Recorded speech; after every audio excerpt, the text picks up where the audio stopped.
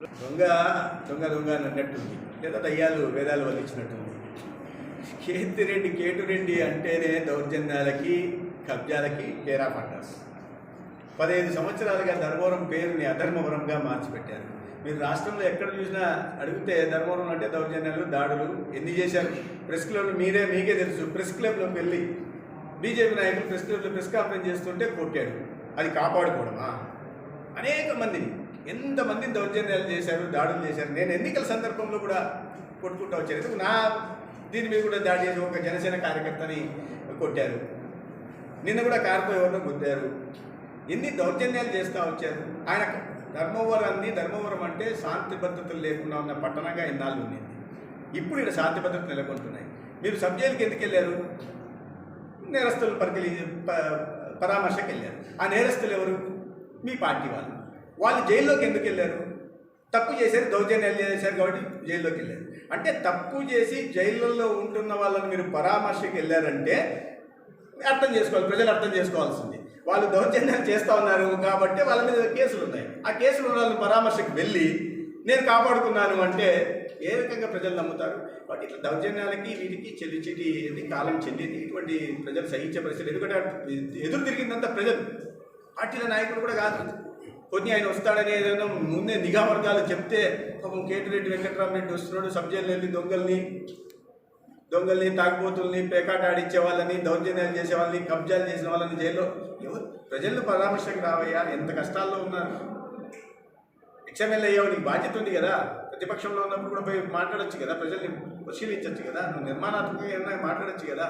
నువ్వు వచ్చింది ఎందుకు? ధర్మవరం వచ్చేది ఎందుకు? దొంగలను దోపిడీదారులను పరామర్శించడానికే.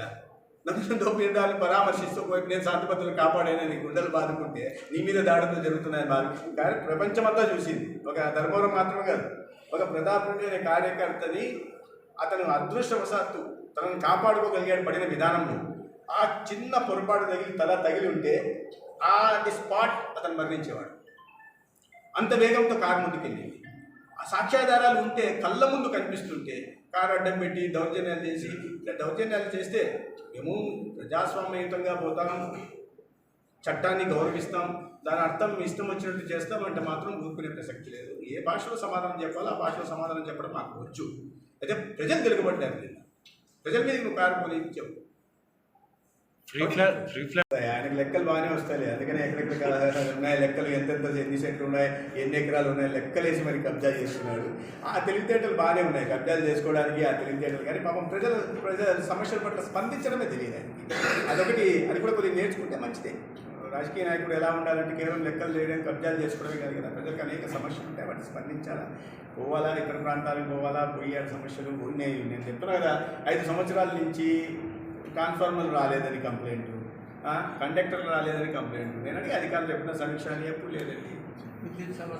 అసలు ఆయనకి ఎక్కడెక్కడ సబ్స్టేషన్లు ఉన్నాయి కూడా అడిగితే కూడా చెప్పే పరిస్థితి. మ్యాన్ పవర్ లేదంటే నాళ్ళ నుంచి మ్యానింగ్ పర్మిషన్ గురించి ఎప్పుడో అడిగారు. 2 సంవత్సరాల నుంచి పెండింగ్ ఉంది సార్ అని అడుగుతున్నాడు. సమీక్ష చేసి నేను చేసిన తర్వాత తెలుస్తున్న సంబంధిత అధికారులు పోతున్నా ఎంతవరకు సాధించగలమో అంత ప్రయత్నం చేస్తాం. ప్రయత్నంలో ఎక్కడ ఉండదు. మీకు విషయమే తెలియకపోతే మీరు చేసేది ఏముంది? మీరు చేస్తా వచ్చింది ఇదే లెక్క కట్టడం, ఎన్ని సెంట్లు, ఎన్ని ఎకరాలు వేసుకొని కబ్జా చేసుకోవడం, దాన్ని లెక్కలు వేసుకోవడం మాత్రం చేశారు. సాయంత్రం అయితే హ్యాపీగా అప్పుడప్పుడు శ్రీలంకకు పోయి రావడం, ఆ లెక్కలు. ఎందుకంటే దాని లెక్కలు బాగానే ఉంటాయి. కౌంట్ బాగా వేయాలి కదా. ఆ కౌంట్లు అన్ని తెలిసినవాడు కాబట్టి లెక్కలు బాగానే ఉంటాయి. 1 సంవత్సరం కాదు, 5 సంవత్సరాల తర్వాత నువ్వు చూసిన తర్వాత మళ్ళీ ధర్మవరం రావాలంటే కూడా నువ్వు ఆలోచించే పరిస్థితి అయితే తెచ్చి చూపిస్తాం. ప్రజలకు సేవ చేసి చూపిస్తాం.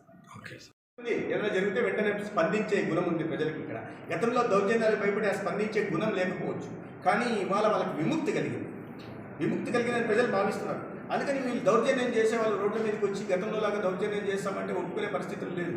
తిరగబడుతున్నారు, ఎదురు తిరుగుతున్నారు. అదే జరిగింది ధర్మవరంలో. ప్రజలు అంత ఎత్తున షాపుల నుంచి, ఇళ్ల నుంచి అంటే పెద్ద ఎత్తున తరలి వచ్చారు వాళ్ళు. బట్ ప్రజలు వచ్చిన విషయాన్ని అంటే ప్రీప్లాన్డ్గా ప్రజలంతా కలగన్నారా? వెంకటరామరెడ్డి దొంగలను దోపిడీదారులను పరామర్శించడానికి సబ్ జైలుకి వస్తాడు.